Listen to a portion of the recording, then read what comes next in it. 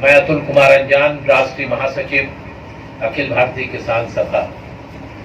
कितनी बार जेल गया किसानों को लेकर याद नहीं, सर में कितनी जगह लाठियां खाई और कितने टांके लगे याद नहीं।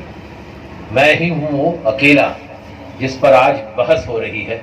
स्वामीनाथन कमीशन का मैं सदस्य था, अकेला किसानों की ओर से।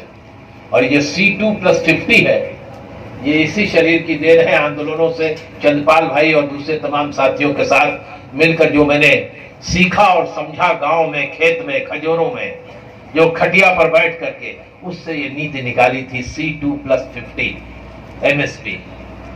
तमाम बातें लिखी।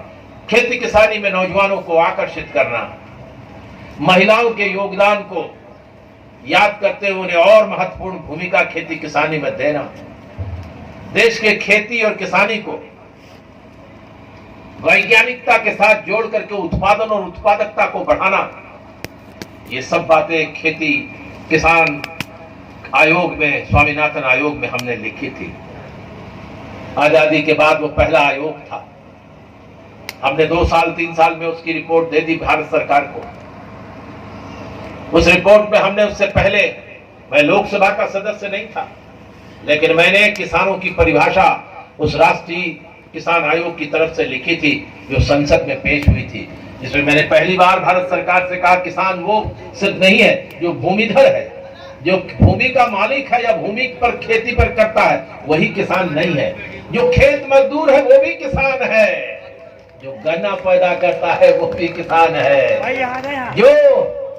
जो मत्स्य पालन मछली पालता है वो भी किसान है, जो कुक्कुट पालता है यानी मुर्गी पालता है वो भी किसान है, जो हनी बनाता है, बी कीपिंग करता है, मधुमक्खी पालता है वो भी किसान है। इसलिए ये सारी बातें लिखकर हमने 32 पेज का किसान कौन है संसद में एक प्रस्ताव दिया था, जिसे संपूर्ण बहुमत से सब एक मत होकर के उस किसानों की परिभाषा को स्वीकार किया था। और उस समय की नेता विपक्ष से जो बीजेपी की थी, सुषमा स्वराज जी ने कहा था कि अतुल जी आज संसद में तो नहीं है, लेकिन उन्होंने रखा है, हम हृदय से साधुवाद देते हैं। और उसके बाद ही रिजर्व बैंक ऑफ इंडिया ने उस नई किसान, जो हमारी भूमिका थी, किसानों की नई परिभाषा थी, उसकी बुनियाद पर उन्होंने एक रिपोर्ट, एक सर्कुलर जारी किया। सारे भारत के किसानों को बैंकों को निर्देश किया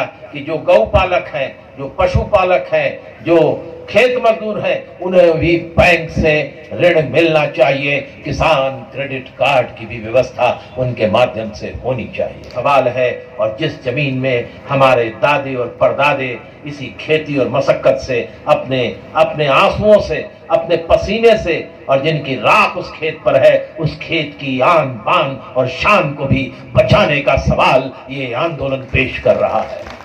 ये आंदोलन है। इस आंदोलन को गाली मत दो।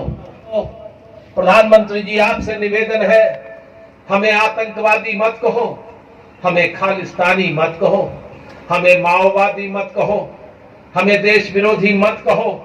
अरे हम तो इस देश के झंडे को लेकर के निकले हैं। आजादी के बाद जब ट्रैक्टर मार्च 26 जनवरी को हुआ था, देश की आजादी में दिल्ली में इतने बड़े पैमाने पर 3 लाख भारत का तिरंगा पहले कभी दिल्ली नहीं देखा था। गांव के लोगों ने चाड़ करके दिखा दिया, ये है तिरंगा, ये हमारी राष्ट्रीय भक्ति, ये झंडा है जिसके लिए ऊधम सिंह ने अपना बलिदान दिया। ये वो झंडा है जिसमें शहीद आजम भगत सिंह, सुखदेव और राजगुरु ने फांसी के तख्ते को चूमा। ये वो झंडा है जिसे लेकर अशफाक उल्लाह खां और पंडित राम प्रसाद बिस्मिल और राजेंद्र लाहिरी और ठाकुर रोशन सिंह और चंद्रशेखर आजाद ने अंग्रेजों की जेलों में फांसी का तख्ता चूमा या अपना बलिदान दिया। ये वो झंडा है। मोदी जी, बड़ी विनम्रता से कहना चाहता हूं, आप हमको कहते हैं कि हम राष्ट्रद्रोही हैं। इन्हीं किसानों के बच्चे हैं जो भारत की सीमाओं की हिफाजत करते हैं। यही वो बच्चे हैं जो चीन की सेना की गोली खाते हैं। यही इनके बच्चे, बेटे और भतीजे हैं जो चीन और पाकिस्तान की गोलियों का सामना करते हैं और भारत का नतमस्तक ऊंचा करते हैं। आप इन्हें देशद्रोही कहते हो। इन्हीं के बेटे थे, इन्हीं के बाप थे, इन्हीं के परदादा थे, इन्हीं के दादा थे जिन्हें भारत सरकार ने भारत की सीमाओं की हिफाजत के लिए परमवीर चक्र दिया था, वीर चक्र दिया था, शौर्य चक्र दिया था, और आज आप उनको कह रहे हैं ये देशद्रोही है। इतना बड़ा अपमान मत करो। मैं जानता हूं आपके हृदय में किसानों और देश की सीमाओं पर जो लोग जान दे रहे हैं उनके अपमान की बात है। आप हमको बताते हो, झंडा लहरा दिया। मैं दूसरी तरह से बोल रहा हूं, लाल किले के संबंध में और राष्ट्रीय तिरंगा के संबंध में 2008 में हिंदुस्तान की संसद में एक नियम पारित हुआ। उससे पहले कोई अपनी गाड़ी पर तिरंगा नहीं लगा सकता था, घर पे झंडा नहीं लहरा सकता था, अपने कपड़े पर तिरंगा का निशान नहीं बना सकता था। 2008 के कानून के बाद भारत का हर नागरिक तिरंगे को लगाने के लिए अधिकारी बना दिया गया था, और ये कहा गया था कि तिरंगा लहराओ, लेकिन तिरंगे से ऊपर कोई दूसरा झंडा नहीं लहराया जाएगा।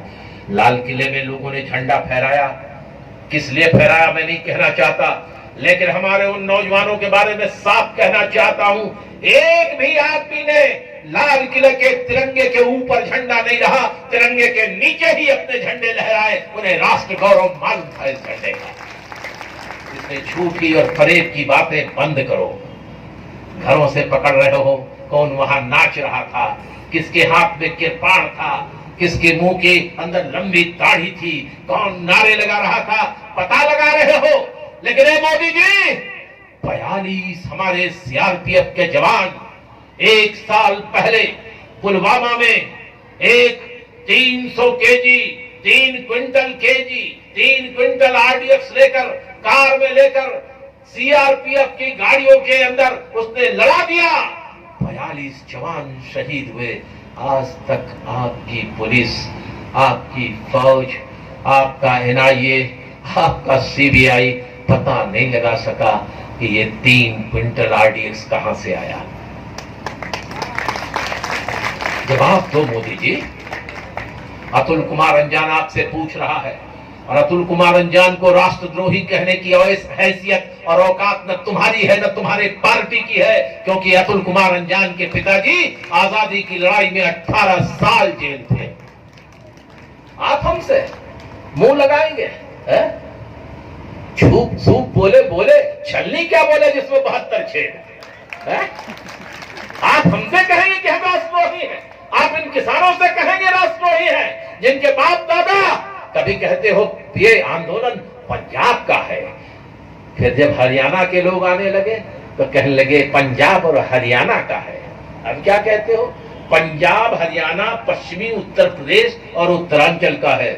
आज कल अखबार में पढ़ना, अगर 5 लाख लोग गाजीपुर से लेकर के शाहजहांपुर तक हैं, तो 25 लाख लोग देश के तमाम सड़कों पर हैं, और तुम कहते हो इसका असर नहीं है। कल अखबार में पढ़ना, बंगलोर में भी किसानों ने सड़क जाम कर दिया, रोड जाम कर दिया, रेल जाम कर दिया।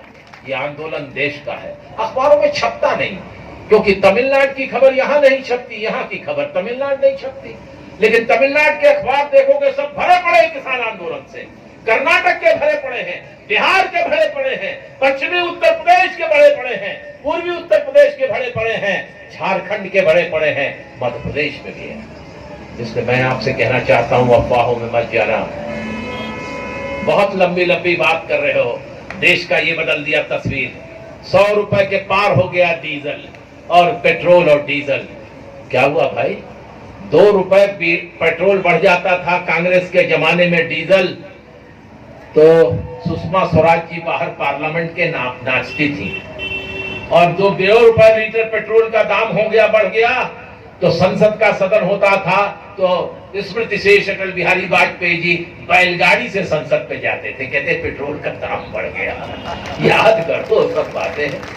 ये वो लोग हैं जो नानी के आगे ननिहाल की बातें बता रहे हैं मोदी जी, समझे आप? झूठों के तक मैं पूछना चाहता हूं, मैं आज इस मंच से पूछना चाहता हूं, राष्ट्रवाद के नाम पर ये वीर कुंवर सिंह सूरजमल की तस्वीर लगी है। ये संविधान के अंदर बहुत बड़ी भूमिका निभाने वाले अंबेडकर की मूर्ति लगी है, चित्र लगा है। ये तमाम लोगों से मैं कहना चाहता हूं, नवनीत सिंह है। मैं पूछना चाहता हूं मोदी जी, राष्ट्रपिता महात्मा गांधी की हत्या आपकी जमात के लोगों ने क्यों की? क्यों मारा आपने महात्मा गांधी? देश को बताओ ना, रोज तो टीवी पर आते हो, बताओ राष्ट्रपिता को क्यों मारा? इसलिए मारा कि वो गाते थे, ईश्वर अल्लाह तेरो नाम सबको सम्मति दे भगवान, इसलिए तुमने मार दिया, तुमने मार दिया उनको। इसलिए वो भारत की एकता की बात करते थे, वो ब्रिटेन की महारानी से बात भी करते थे और देश की जनता को, किसानों को, मजदूरों को, बुद्धिजीवियों को, नौजवानों को, विद्यार्थियों को, महिलाओं को जगाकर राष्ट्रीय आजादी की लड़ाई में जाते थे, ले जाते थे। क्यों मारा? अब तुमने ऐसा अपवित्र कार्य किया। नाथूराम गोडसे गांधी जी के पैर 30 जनवरी 1948 को छूता है और छू करके कहता है राम राम गांधी और 3 गोली उतार देता है। और वो आदमी राम राम सुनने वाले से गोली खाता है और हे राम कह के लौट जाता है। देशभक्त वो है, राष्ट्रभक्त वो है। ईश्वर और अल्लाह का सबसे ज्यादा पुजारी कौन है? तुम तो नाटककार। पुराने जमाने में देवानंद, दिलीप कुमार, राज कपूर, राजेंद्र कुमार फिल्मों में एक्टिंग करते थे। कोई रोल होता था जिसमें रोना होता था तो उनकी आंख में ग्लिसरीन लगाया जाता था, तब आंसू निकलते थे। और हमारे प्रधानमंत्री राज्यसभा में बिना ग्लिसरीन लगाए रोते हैं और गुलाम नबी आजाद उनके साथ रोते हैं। ये अजब है, अजब हो रहा है इस देश में। हाँ? गजब की गरीबी और अजब की अमीरी है, गजब की गरीबी है और अजब की अमीरी है। इसी के खिलाफ लड़ना है। इसलिए स्वामी जिस संगठन का मैं हूं, अखिल भारतीय किसान सभा, देश की सबसे पुरानी संस्था है।